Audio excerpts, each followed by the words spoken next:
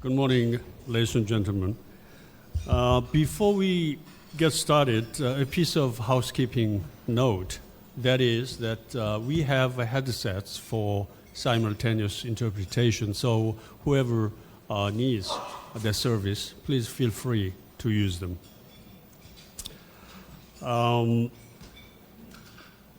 so excited this morning because not just having Dr. Merton, but at the same time, we are happier than usual because we have Seoul Financial Forum members and Chairman Min Sang-gi joining us as a co-sponsor for this special event this morning. So we are so delighted as members of IGE, happy to have you all, and we welcome you to this special event. Now, I would like to invite Dr. Sagong-il, who is, as you well know, Chairman Emeritus of IGE, for his brief welcoming remarks. Well, good morning, ladies and gentlemen. I just wanted to say, I want to extend my warm welcome to all of you, especially members of the Seoul Financial Forum, which is, as Chairman Chun just said, co-sponsoring this very special event. I am very sure we'll learn a great deal from Professor Robert Merton from this the lecture. I am, as you all are, very much looking forward to sharing his invaluable insights and illuminating the views on most financial matters. Since we don't have much time, and it's better to save time, more time for the Professor Merton. So with no further ado, I'll stop here. I just want to thank you again for joining us. It's worthwhile doing it. Thank you very much.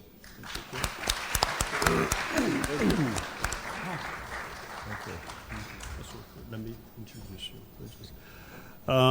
Today, as I said, we are very excited to have a very distinguished speaker, Dr. Robert Merton, as our guest at the IG Lecture Forum this morning. I'm very confident that his exceptional insights will help us better understand how to deal with the current economic environment characterized by low growth, low inflation, and hyper low interest rates, especially from the vantage point of portfolio management. Although Dr. Merton doesn't really need introduction, please allow me to say a few words about his outstanding credentials. Dr. Merton, who received the Nobel Prize in Economics for a new method to determine the value of derivatives in 1997, is a most respected leader and pioneer of modern finance and financial engineering, as you know. Dr. Merton has been recognized for translating financial science into practice. That is a very important contribution he has made, actually, especially in the area of portfolio investment and risk management. He has been the distinguished professor at MIT Sloan School of Management and University Professor Emeritus at Harvard. He is currently resident scientist at Dimensional Fund Advisors, one of the largest and most respected investment firms in the world with $600 billion under management. With that, let's invite Dr. Merton. Thank you. Thank you very much, and it's a great treat to be here this morning. I've had the great good fortune to talk to you before, and it was always very stimulating. And I thank you for all coming out so early. I hope I justify your efforts. Well, I'd like to get started, and as always, I feel like I never have enough time to really talk about what I want to do. So the topic, as was raised, is really that I had in mind here today was twofold, and putting them together because they match. The issue of a low interest rate environment, or if you like, an environment in which investments have certain challenges that they may not have all the time, is certainly topical. But I also want to talk about, in the same process, innovation in financial management and management investing. Particularly, I will put it in the context for large official institutions or large institutions. But what I'll talk about also applies in the area of wealth management for individuals, high net worth individuals, and so forth. But I will do it in the context of using large official institutions as the natural issuer of these new innovations. So let's start, first of all, with reality. Reality is that sometimes real interest rates are very high. As investors, we like that, except when we're borrowing, but when they're high, we like that. And in some technical jargon, the Sharpe ratio, which is the ratio of how much reward and expected return we get for how much risk we take, we all like lots of reward for the risk we take. But sometimes Mother Nature gives us not very much rewards. And sometimes it gives us very low real rates, as in the current environment, pretty much around the world. What I want to start by saying, this is the nature of nature. So when people say to me, oh my God, our strategy doesn't work in a low interest rate environment, with all respect, then it probably wasn't a strategy. It's like saying I don't need a roof on my house when it's sunny, as if it will never rain. So the first thing to say is this is a challenge, but it's a challenge that, it's part of nature. People sometimes say to me, Professor, how can we get a higher risk-free return than we can get from government bonds? My answer is there is no way. If somebody says they have a risk-free way of getting higher returns than on your government bonds, I don't know how they do it, like the magician, but they're taking risks somewhere. And the obvious thing is, we know, for example, in my own country, the U.S. Treasury markets, who were the investors in U.S. Treasuries? The most sophisticated money in the world, not college professors or taxi drivers. If there was a way to get a higher risk-free return than U.S. Treasuries in U.S. dollars, why would these most sophisticated investors be buying Treasuries? That's a question. So let's dispense with the idea of, is there a way to get a risk-free higher return? And I'll say scalable. We may find little nicks and crannies, but as a strategy. The answer is you don't. So what does that mean for behavior? It means that people or institutions who were previously satisfying what they needed investing risk-free are no longer able to achieve what they want to achieve risk-free because there isn't enough return. So at least most probably, but certainly some, will have therefore reached the conclusion that they will have to take risk when they didn't before. So the first realization is, if you want higher expected returns, you have to be willing to take risk for it. So the question then becomes, how much risk and what kind of risk? Well, clearly, if somebody was taking no risk and now they have to take some, you surely want to give them the most expected return that they can get for the risk they take, so they don't take any more risk than they have to get what they're hoping to get to. So that's where I turn today. Today, probably most entities that feel that they're going to take a little more risk from bonds tend to move in the direction of risky bonds. You could do it by simply taking 5% of your bond money and putting it in equities. They have higher expected returns. But that's not normally what I think is done, because people are comfortable with a habitat, a bond is a bond and so forth. And so I'm going to talk particularly about an innovation that I think for the right institutions could produce excess returns or returns in addition to sort of fair returns on a scalable basis. Now, this isn't going to happen tomorrow. It could be done tomorrow, but it's probably not going to. But then you're a group that thinks beyond tomorrow, so that's where I'm talking. So let me describe what I have in mind. First, I'm not going to go through each of these slides. We all understand the notion of comparative advantage and competitive advantage. If you're going to go into a business, you should have a comparative advantage in that business and a competitive one. There should be a reason why you go into it versus someone else. I'm telling you things you all do and know every day. So we're going to keep that in mind as we looked at the institutions. The second thing, and this is in the title, it's a bit of jargon, is there are different ways, sources of extra return, if you like, getting more return than just fair in the market. It has a jargon term, it's called alpha. Sorry about that. But of the sources of alpha, the usual one is that information differences. So some investors are faster, quicker, smarter with better models, and other investors are slower, dumber, and have cognitive dysfunctions, which allows the faster, quicker, smarter to make extra money at the expense of the slower, dumber, and cognitively deficient. That's not the only source of alpha. Another source is I call financial service alpha.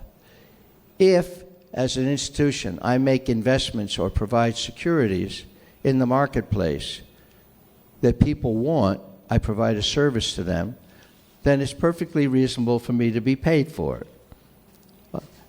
But when you provide things into the market rather than your bank having a desk where they sell and charge fees for the services, then the way you make that extra money in the market is you get an extra return on investment. It's like a market maker. Market makers don't get commissions generally, they get spread. They sell higher than they buy, and that's how they live. We don't say they do that because they're faster, quicker, smarter than their people they trade with. They're getting paid for providing market-making services. So that's what I mean. We're talking about providing a service, not being faster, quicker, smarter. When I earn the returns from financial services alpha, you on the other side know you're paying them and you're happy to do it, okay? So that's where we are. I'm not going to tell you how, if I knew how, to be faster, quicker, smarter than everybody else. This is a pretty smart room, so it's going to be hard to find anybody. All right. So now let me, forgive me, I'm kind of looking over my shoulder here, talk about financial services alpha. Usually these come from providing either completion of markets, providing things that are not in the market now, providing scale in the market, or dealing with rigidities such as capital controls and so forth that impose costs on banks and helping to alleviate those or reduce those costs. So frictions and rigidities. Institutions that do that, who can make financial service alphas, can't be banks, can't be entities that are highly regulated, because they're the ones who have the rigidity. A bank can't help a bank if they're regulated the same way, because if the bank does something to help another bank reduce its regulatory costs, it has to incur those costs. No real help. So the kind of institution that is well suited, has a competitive and comparative advantage over other institutions to provide these services to the market, are typically either hedge funds, which you all know. All the thing about hedge funds, they do everything, is they're lightly regulated. They don't have capital requirements, they don't have, etc. They don't care about taxes. So they are a very natural institution to be intermediating for the institutions who do care. Another one would be sovereign wealth fund. While it's government, Sovereign wealth funds don't have capital requirements. Sovereign wealth funds don't pay taxes. Sovereign wealth funds have long horizons. Sovereign wealth funds have reputations, all characteristics that make them attractive as a provider of financial services of this kind. So I'm giving you the kinds of institutions. Large pension funds have some regulations, but they have some of the characteristics they can do that. So when I talk about official institutions, that's who I have in mind. Okay. So now I'm going to show you where I think there's going to be a big demand for services that's currently being partly served, but not very well. And so this is a new business area, and I'm going to show you why I think it is, and then why I think this is a good substitute going back to taking risk in a low interest rate environment. So what I want to talk about here is, I'm running ahead because of time, is that, I apologize, that there's basically 3 ways to manage risk. I'll show you a slide for it. 3 ways to manage risk, only 3. Diversification, you all know that. Hedging is where you get rid of some of the risky asset and you replace it with a risk-free asset. So instead of putting 100% in risky asset, you put 70% in risky, 30% in bonds. That's hedging, partially. But there's a 3rd way, insuring. Insuring is different from hedging. Insuring, you buy insurance, but then you get the benefits of the upside versus hedging. As a practical matter, insurance is relatively used very little. When I mean insurance, I don't mean insurance companies' policies. I'm talking insuring your financial risk. Okay? The prototypical instrument that is used to buy insurance on financial assets is the put option. If you don't know what a put option is, it's just simply insurance that says you have a right to sell the asset at a fixed price anytime you want up to a certain date. So you're insured that you get at least that value, okay? So when I use the term insurance here, it's financial insurance, not life insurance or those kinds of insurance, okay? So if you've got 3 ways to manage risk and only 2 are being used, you're behaving suboptimally. There's room for really big improvement. And there's a chance to get improved if you use insurance as well. And I'm going to quickly show you how. Oh, here's the picture, if you like. This is if just you do diversification. This is your best diversified portfolio with all the jargon terms, all the alphas and everything, and all your best, highest reward for risk portfolios here. If that's all you do is diversification, then your portfolio earns that line. If, however, that's too risky and you put some of it, you hedge some of it, you put it in bonds, now you're short of a minimum, but because you don't have 100% in the risky asset, your gains are slower. If you buy insurance, you pay a price for it, but once you have the insurance, again, you have the floor, but the insurance costs a lot less than buying the bonds.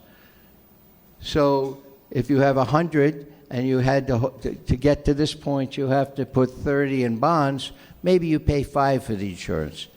So instead of the upside being 0.7, the upside when you get it is 0.95.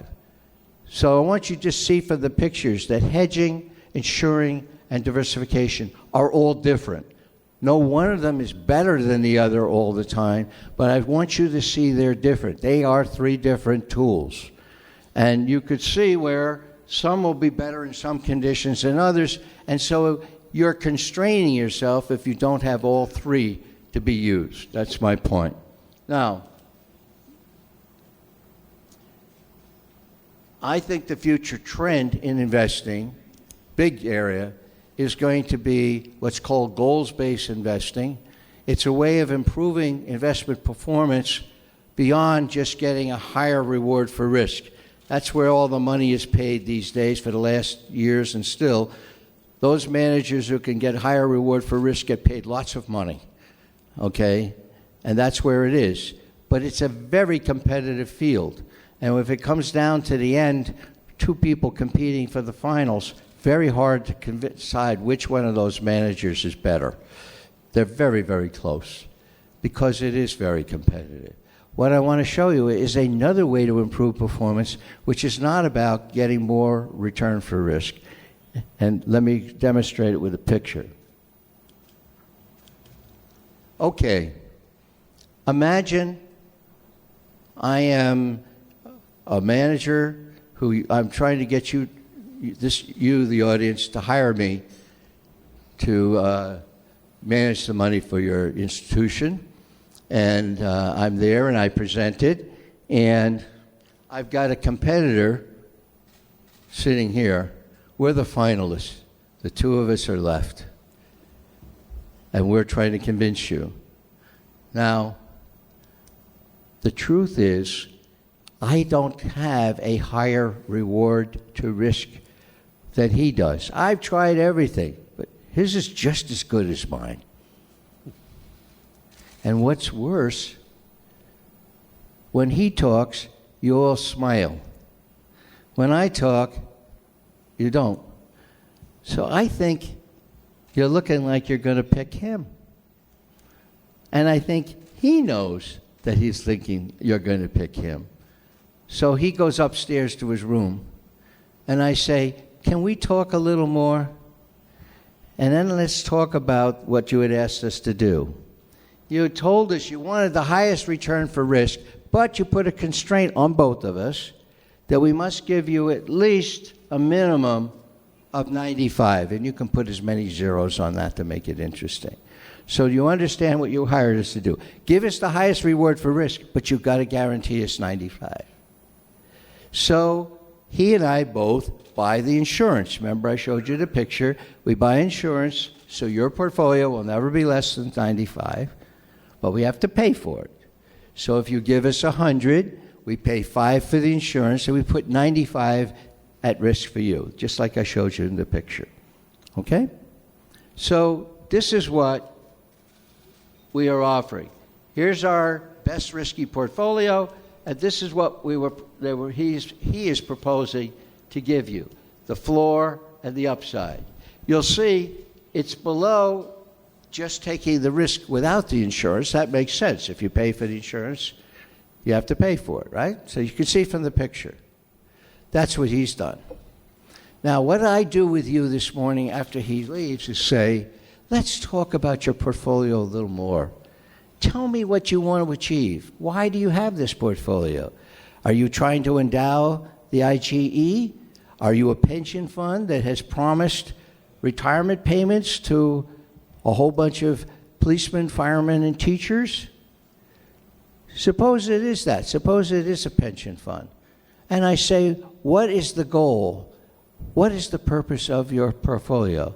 And the answer is, if we could fund all the retirement we've promised, we have succeeded. We're done. That's what this portfolio is supposed to do. That's the goal of the portfolio. And suppose you say, well, how much would that be? And suppose you tell me, actually, if we got 190, remember we have a minimum of 95, if we got 190, we'd be done. It's like your travel agent. You want to come from Seoul to San Francisco. If she gets you there comfortably at low cost, when you get to San Francisco, you've arrived. You've got to your goal. Well, if you can you tell me that for your pension, if you got to 190, you funded your entire retirement. That's the goal. That's what you want. That's the purpose of the portfolio. That's what we mean by a goal. As soon as you tell me that and I say, are you sure that's what you want? And you all say, yes. I say, big smile. He's gone, remember. He's upstairs. I say, well, then you ought to hire me because I'm going to outperform him. You see, now how can I make such a bold statement? I'm going to show you how. No computer, no quantitative analysis, no probability distribution. I'm going to show you in the next 3 or 4 minutes. Okay? And here's what I'm going to do. This is what he is giving you. This floor and this up to the moon. I'm going to say, if we get you to 190, you've reached your goal. My job, I think you're hiring for, is to do the best job of getting you to your goal. That's what you care about. Paying off all the retirees, for example. So I said, that means you don't need more than the goal to achieve your goal. You do not need more than 190. If you get to 190, you have what you need. Now, we all would like more if what? If it's free. So if you took your plane to San Francisco, and if your travel agent gave you 2 tickets to the opera in San Francisco, that sounds like more. Well, yeah, but if your travel agent charged you for it, you paid for it, maybe you wanted the tickets and maybe you didn't. So when it's free, we all take it. My story to you is none of this is ever free. You always pay for it, and I'm going to show you. And that's how I'm going to beat him. So what I'm going to do is, instead of this, I'm going to give you this, but then I'm going to sell off all the possibilities above the goal because we don't need it for you. Someone else might need it, but not you. How do I do that?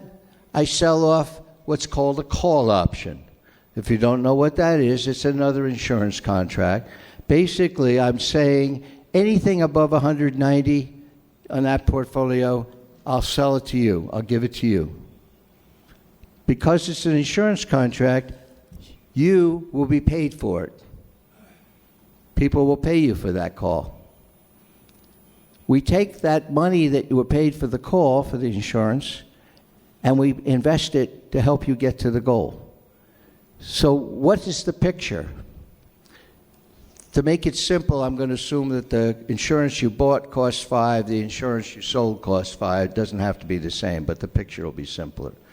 So what I'm going to do that he didn't, I first had to learn your goal, because if I didn't know that, I wouldn't know what to do. But once we've agreed on it, I sell the part that you don't need, get the money, and use that to improve your performance.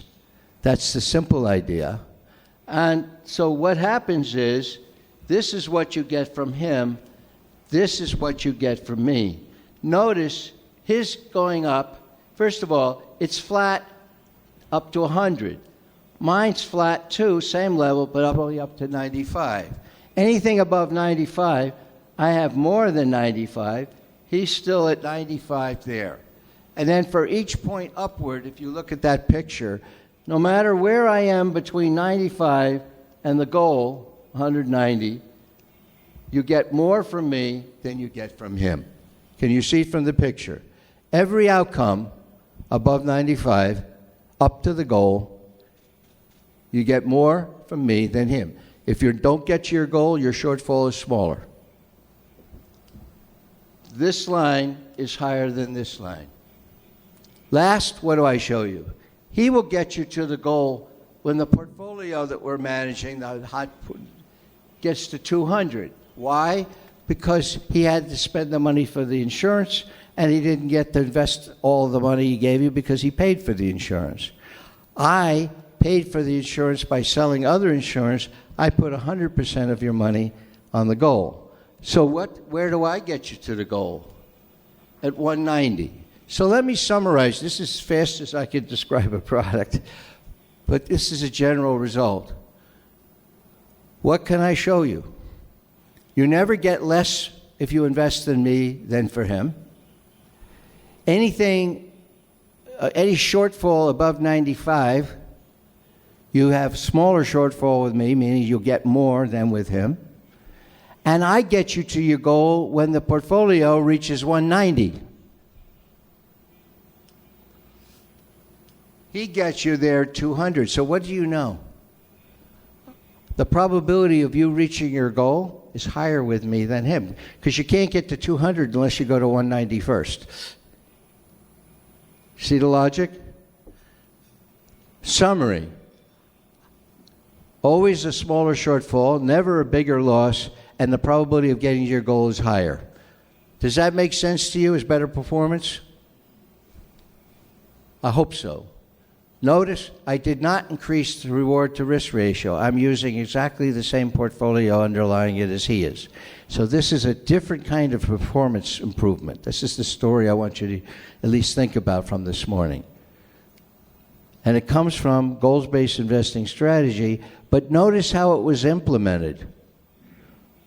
We bought insurance, and we ended up selling some insurance. Insurance companies do that, right? They sell insurance, and then they sometimes, if they don't want to hold all the risks that they sell, they buy insurance for a reinsurer. So this is a very old and honorable activity, but not one that's typically followed, particularly by institutions in the area of investing. And so I'm pointing this out. This is to show you there's going to be a demand for these insurance. You see, I think they're going to be, this is the wave of where asset management is going to move, because it's an area that's still virgin territory, and you can improve performance over just the highest reward for risk. Okay? Now I've convinced you of the demand. How much more time do I have? Just 5-10 minutes. 5-10 minutes. how many? 5-10 minutes. 5-10 minutes. Yep. You know, you can see, especially early in the morning, this is a tough topic to get across. So in my 10 minutes, I want to say to you, who is going to supply the insurance? I've convinced you, I hope, that there will be institutions and individuals who would like to use goal-based investing, but to do it, you need to be able to buy and sell insurance. And of course, there has to be a market for it, good prices, liquidity, size, if it's going to be widely used. Who is the supplier of that? Well, as you all know, puts and calls are traded on exchanges, and exchanges are fairly large for them, particularly on large pools of stocks like the S&P 500 or the Russell 2000 or the FTSE and so forth. So there is a market for insurance, but it's probably not big enough for institutions. And so where are we going to get the extra supply so institutions can use this? You get it from institutions who have a comparative and competitive advantage to be in the business of selling financial insurance. What kinds of institutions are that? I would submit to you, official institutions particularly have the characteristics that make them very good candidates. They have high credit ratings. As I said, they have no needs for liquidity typically. They have also a desire, as we started this discussion, to make a return more than the risk-free asset because it's so low. And they know they have to take some risk. What I'm suggesting is that insurance risk of this right, for those kinds of institutions, not for everyone, is an area where they have a comparative and competitive advantage and where they can be compensated with extra return for providing that service. Not because they're smarter or faster, but because they're providing the service of insurance. And if they do it efficiently and effectively, if they have a comparative advantage, they'll make money just like everybody does in businesses that they run well, businesses that you run, okay? And so let me show you in the last 4 minutes, if you're an official institution or if you're an institution thinking maybe I write insurance, you say, oh, that's scary writing insurance. What if the market goes down? I'll lose money. Well, that's the nature of insurance. If you write insurance and if the event happens, you pay. But of course, you're paid for that. Okay? So let me show you what the pattern is if you want to be an insurance writer. Imagine you're holding a risk-free bond, right? Government bond. And now you sell insurance. It's a put option on some asset. Could be the Hang Seng. It could be the Russell 2000. You sold insurance. You're insuring the value of those assets. Okay? Now, what happens in the future when that contract comes due to you? What do you get? Well, because you sold insurance, you got paid for it. So you got money now. So you got your bond plus money, right? And so you don't have to invest 100% for the bond. If the bond cost 100, if you got 5 for the insurance, you only paid 95 for the bond of your own money, but you're getting the payoff of 100. So that's your payoff for providing the insurance. So you paid 95, and you're going to get paid off 100 if nothing happens, if the bond works out. If the insurance is not needed, the market that you insured goes up, you benefit by the amount of the premium you receive. You earn 5 points more. You put in 95 of your own money, you get 100 plus interest at the end. That's the most you'll get. What happens, though, if markets go down? Now, you have to pay off on the insurance. You're going to get less. How much less? Depends how much lower. What I want to show you with this last minute is this picture. This is the value of the asset you insured, the Russell 2000. This is your payoff. If the Russell comes higher than you insured value, the insurance wasn't needed, you get the full amount. You make your premium plus interest. That's what insurance companies love to do. And that's what you'll love to do. But if the asset prices are down, you're going to have to pay off, so you're going to get less. The worst case is it goes to zero, or not likely for the whole stock market, but if it went to zero, in which case you lost all that you put in, but nothing more. So do you see this pattern? That's what I want you to see. Do you see that's the pattern from writing insurance? That's exactly the pattern you'd get if you buy a high-yield bond that might default. That's what I want you to see. What happens if you buy a bond of a company that might not be able to pay you? If they pay you, if their assets are big enough when the payment comes due, that's what you get, what you promised, nothing more, right? You issued a bond, you bought it, they pay the bond, you get what you were promised. But what if they don't pay you? Leaving aside negotiations and transaction costs, you get the assets, don't you, of the company? The assets are going to be worth less than they promised you, or they would have paid you. So, how much less? Well, depending on the value of the assets, you'll get the same pattern. So, to conclude, writing insurance, I've shown you why I think there's going to be a big demand for it. It's going to allow investors, both institutional and high net worth investors, to do more tools, big tools, not little side strategies you can make some money in, but big tools that can be used for all kinds of your investing, okay? It's going to allow you to do more to manage risk and therefore get better returns for the risk that you do take. Same thing for the institution. That's the demand side.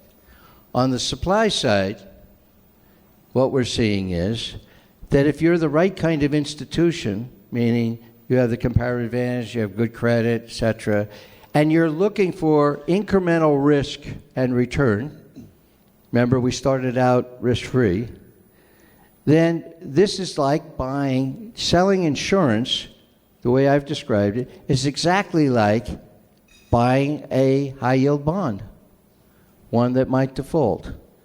I submit most of these institutions are already buying those bonds. They're buying emerging market bonds, they're buying corporate bonds that are not perfect credits.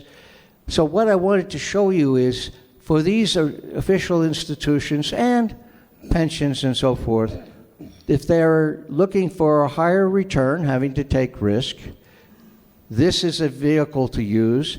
And if they want to keep the same risks they have, they could substitute, instead of buying high-yield bonds, buying bonds, emerging market bonds, or if you like, buying corporate bonds, they could write insurance. And if there's a demand for insurance and you're good at it, then you can make a premium. I would remind you as I finish, that's my story. My story is, you got to move to some kind of risk. Comfort comes for many people moving from bonds to something that looks like a bond but has some credit risk. I'm showing you that insurance of this kind gives you exactly the same risk characteristics as a junk bond, but it has many things that are attractive. It's liquid, it's transparent, there are no transaction costs, there's no negotiations when there's a default that you're with lawyers for 2 years trying to do workouts. You don't have lots of covenants where you have to have expensive, highly talented lawyers who provide for it. So that's my message. That's the story. And thank you very much for listening to me. And I hope maybe this stimulates you to think about directions for addressing the low interest rate environment on a strategic basis going forward. Thank you. Okay, thank you. Thank you very much, Bob, for your very stimulating speech this morning. I think one thing that I said to Bob while we were having breakfast was that you may like to deliver your speech in most digestible manner for us, at least for two reasons. One,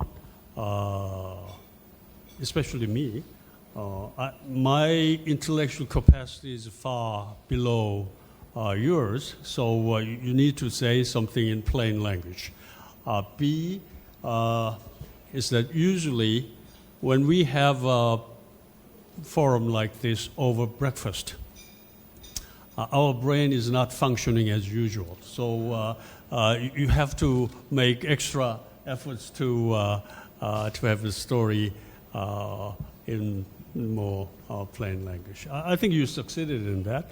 But perhaps for next 20 minutes or so for Q&A, you may raise questions directly relating to Dr. Merton's presentation. And also, I would encourage you to raise a question in the area of sort of macro finance, if you like.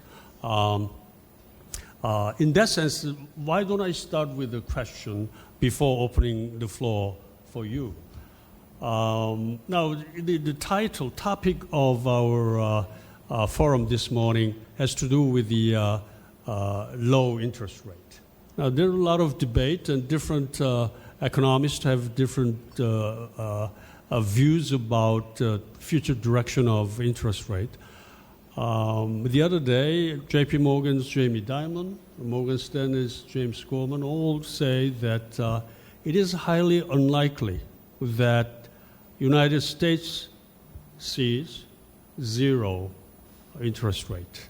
Unlike Europe, EU, or even Japan, the U.S. economic environment would not be conducive to a very low, super low interest rate in the coming month or year. So it's not likely to have a deflationary environment. Would you have some comment on this? Or should I push you a little bit to the macro side? Am I on? Can you hear me? Okay.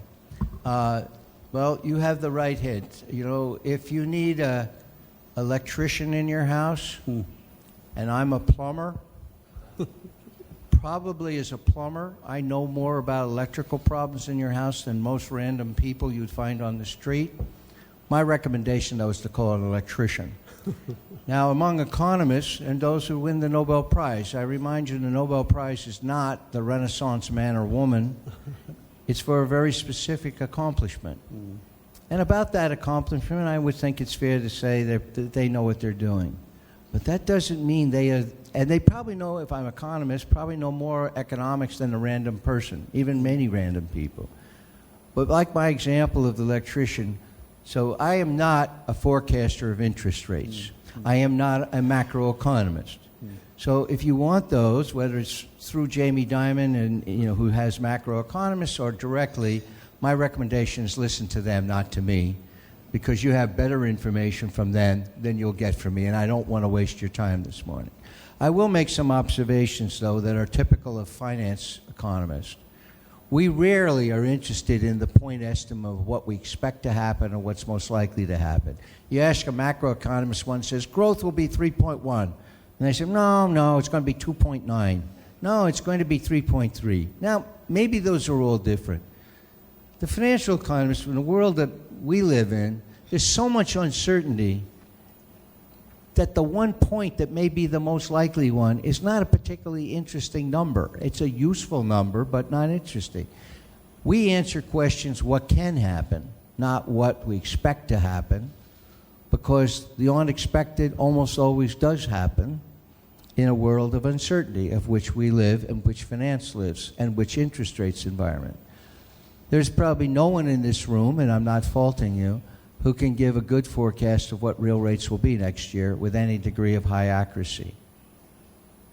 That's life.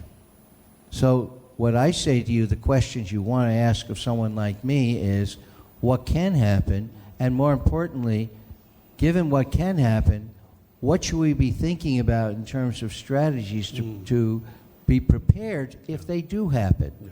My opening remarks were, if someone says, my gosh, our strategy doesn't work in a low interest rate world, and I was somewhat critical and said, well, then you didn't have a strategy. You may not have expected lower interest rates, but you certainly should have known that they could.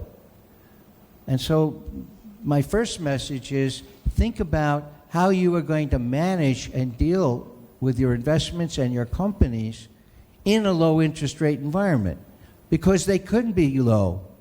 I remind you, everybody knew that when quantitative easing stopped in the United States, interest rates are going to zoom up, right? Everybody said, because the Fed stopped buying, it's got to be, right? Got to be. What happened? A year later, the 10-year was 100 basis points below, 1% lower than when they stopped. What's the point? The point is there's a huge amount of uncertainty, and that is my recommendation that you focus on. How do you position yourselves to do it? If you don't want to take that interest rate risk, there are ways to hedge it. There's ways to insure it. Those are actions you can take. But just forecasting, getting for free, somehow the dream that I know where interest rates are going to be better, therefore I don't have to buy insurance or otherwise manage risk or deal with it, I think, with all respect, is not a very practical or realistic experience. So that's where I am. I'm saying do something about it. Thank you. That's exactly what I would expect from you.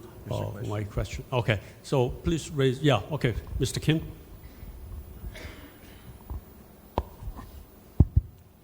Professor Merton, thank you very much for a very stimulating presentation. The theory is very sound. Of course, as you said, you are not going to speculate what's going to happen, but prepare for what happens. Now, let me focus on your third element of the strategy, that is the insurance. Milton Friedman's theory, economic theory of interest rate, of course, is the variance on marginal rate of utility of money at the various levels. Now, therefore, it really is independent of your expectations whether your house is going to be burned down or not in terms of, it just in the event it happens, it makes sense to have the insurance. But at the your level of strategy, in this particularly unusual time, the insurance has to depend, in your decision on insurance, has to depend on, to some extent, the impact of the variance. My question is, although you decline to do it, you cannot ignore the variance. And Absolutely. The problem is we are so new in this environment. We have not seen this environment before. How do you cope with the total lack of past experience? Thank you. Very fair question and follow-up. And I'll give you my first several things. First, I will say flat out, I don't think there's some magic about zero interest rates. I don't think the world comes to the end if I'm fine if I get 2 basis points interest but if I get minus 1 basis point, the world will collapse. I just don't believe that. I think the low interest rates are a problem or a challenge, but there's nothing magic about zero. It's not like that's the world coming to an end. If we knew we were going to have zero interest rates for a very, very, very long time, then maybe we'd start a business. We'd build a big warehouse and, try to buy the largest bills we could buy in the world. It's harder and harder to do because, as you know, countries are trying to get rid of large bills and fill up the factory or fill up the building with those bills and then say, look, we'll pay you a zero interest rate for a fee, which would, of course, be negative. But no one's going to go to that expense in an environment where, as you say, they might go back up and then your business is useless. So zero is interesting only in that there is something called, in theory, called currency. Now, I have plenty of yuan for me in my pocket here. So I'm getting a zero interest rate.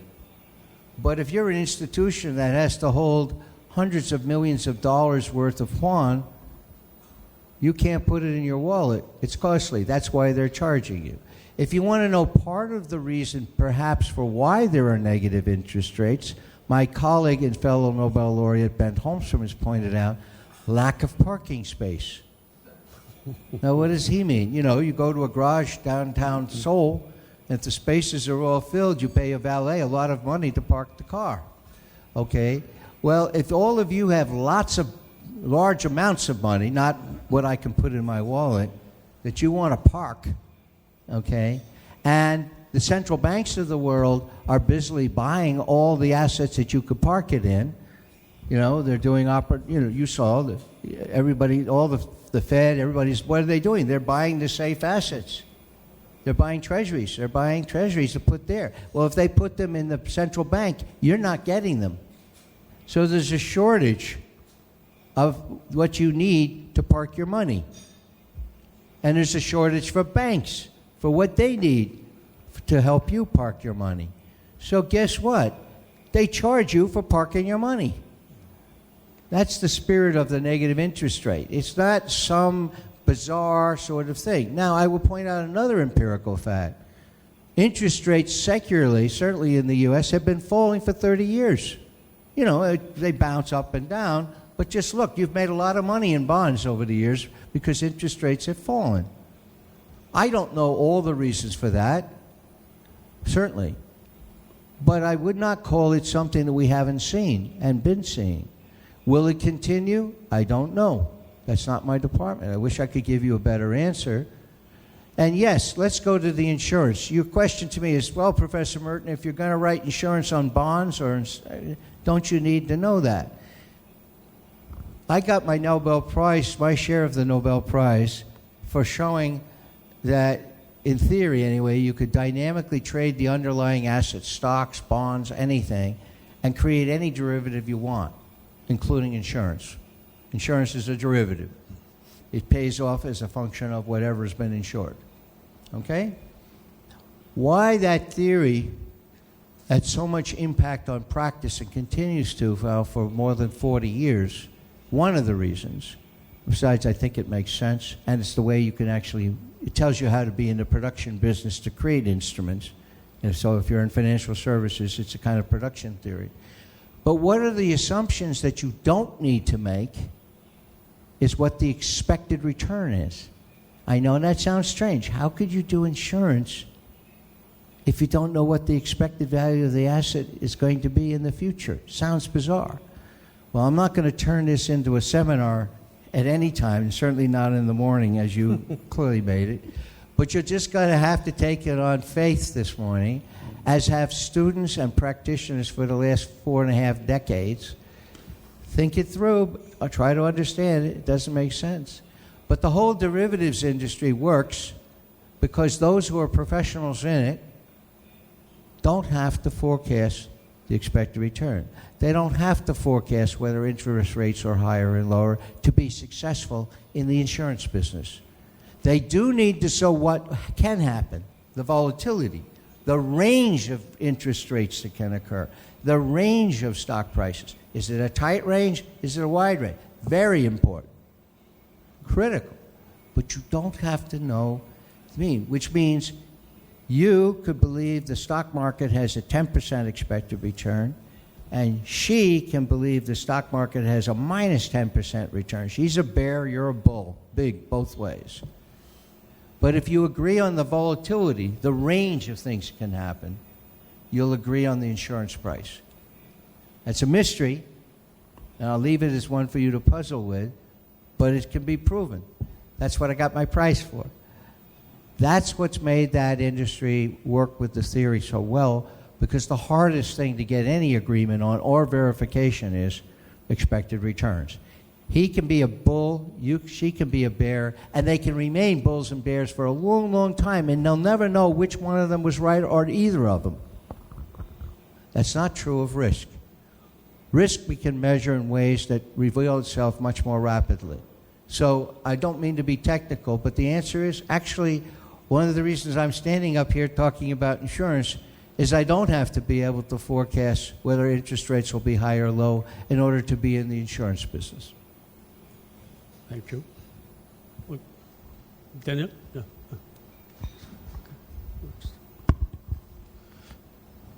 Dr. Merton, good to see you again. So MIT did again. Professor Banerjee and also Duflo, won the Nobel, Economic Prize this year. And then it was quite interesting to see that poverty alleviation was touched by the Nobel Prize Committee. So if you can share a little bit of, flow of the economic thinking, why they sort of getting this award with the topic this time. That's my first question. And second question is, as you mentioned, within the range of volatility, if you can manage, I think it can be great. But then still people on the poverty line, they probably cannot really even manage to get the insurance or protect from them any kind of risk. So in this kind of low interest ranges, does the poverty, really can be alleviated with potentially what kind of fiscal measure? If you have any thoughts on that, that'll be great. Yes, as you know, the Nobel winners, there were 3 this year, 2 from MIT, 1 from Harvard. One of the MIT, I'm both MIT and Harvard, although I'm full-time at MIT now, so it was all at home. But one of the MIT is a woman, Esther Duflo.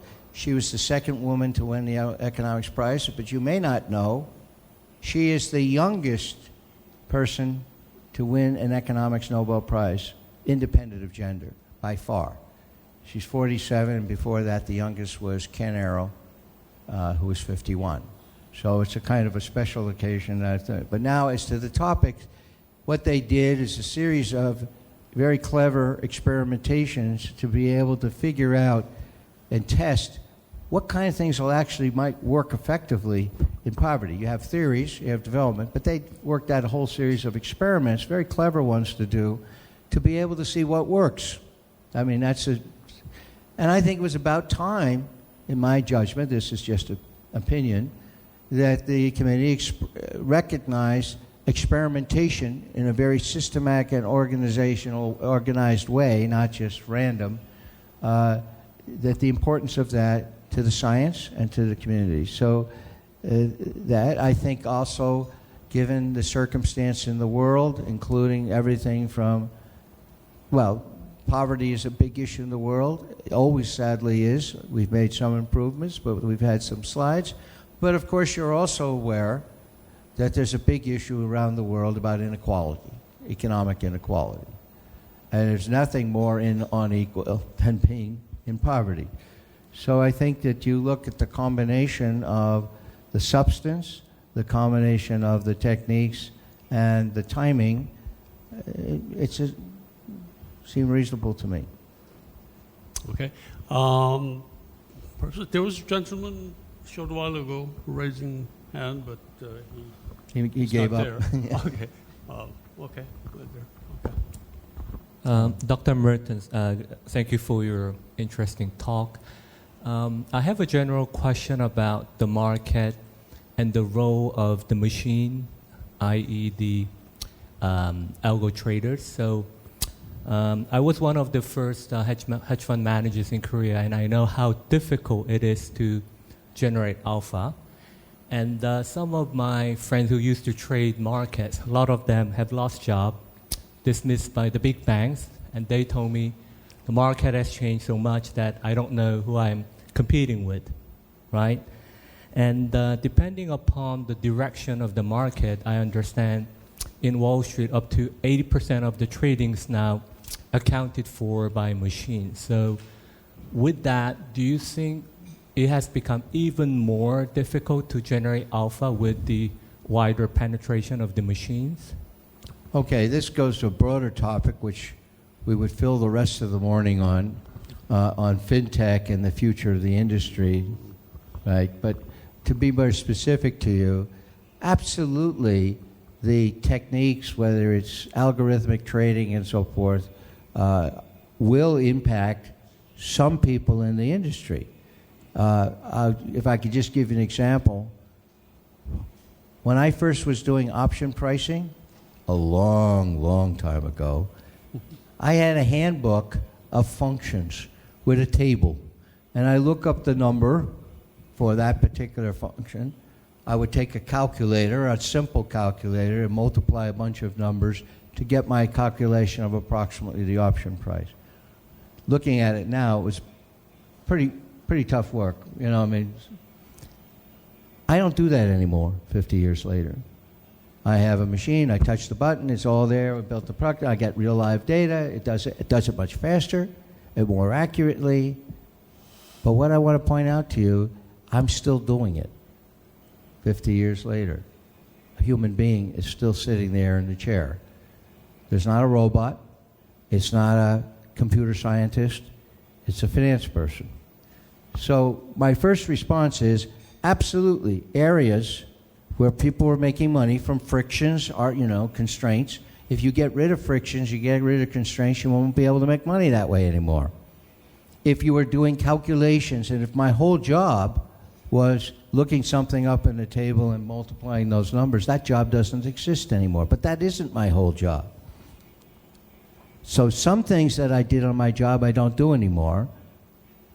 But because of that, I'm able to do other things. So what I'm trying to say to you is, the answer to your question depends where you make your money.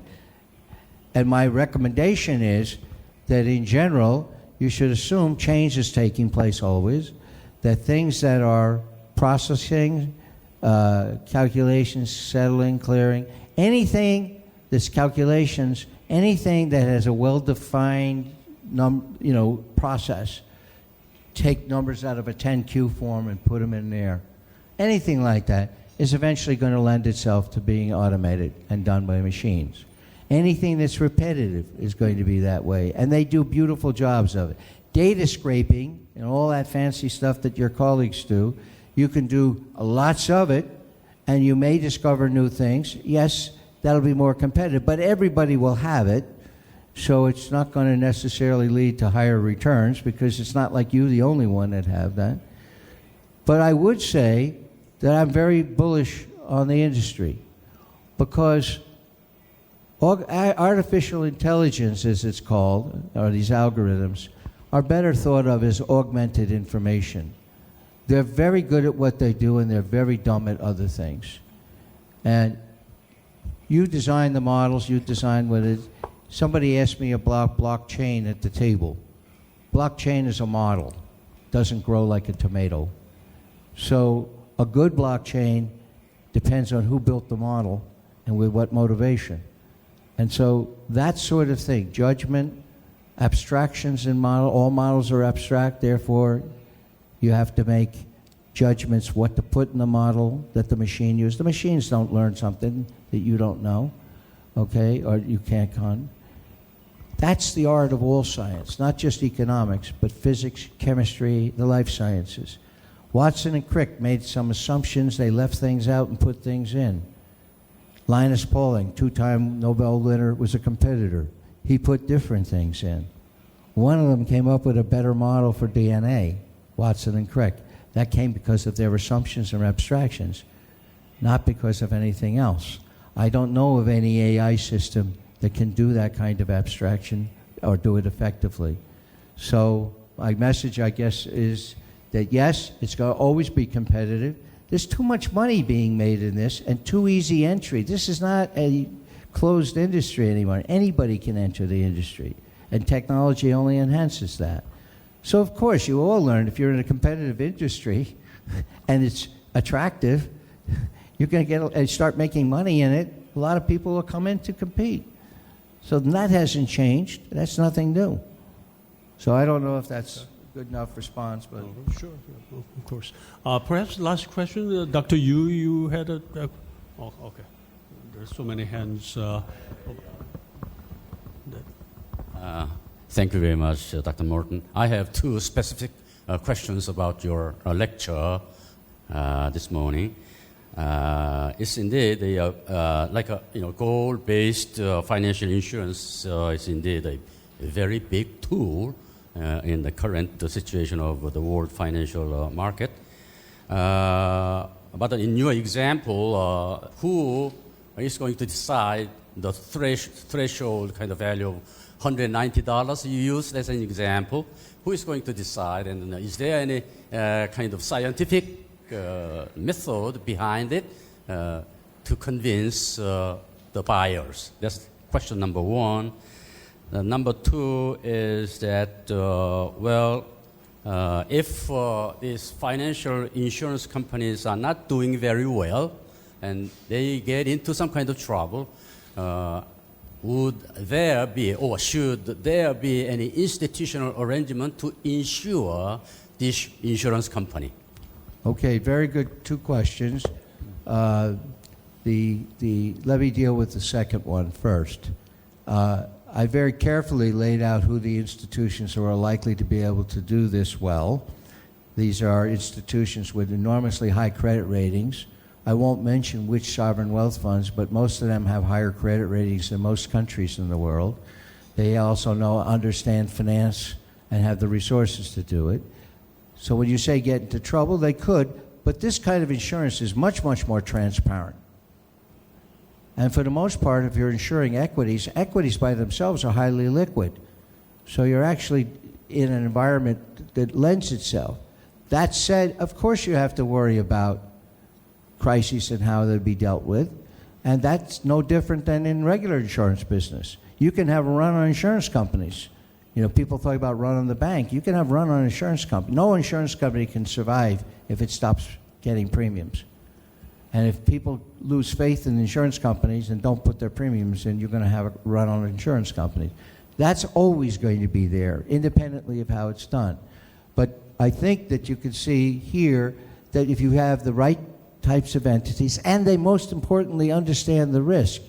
And as I also demonstrated to you, if they're holding credit risky bonds, they're already taking that risk.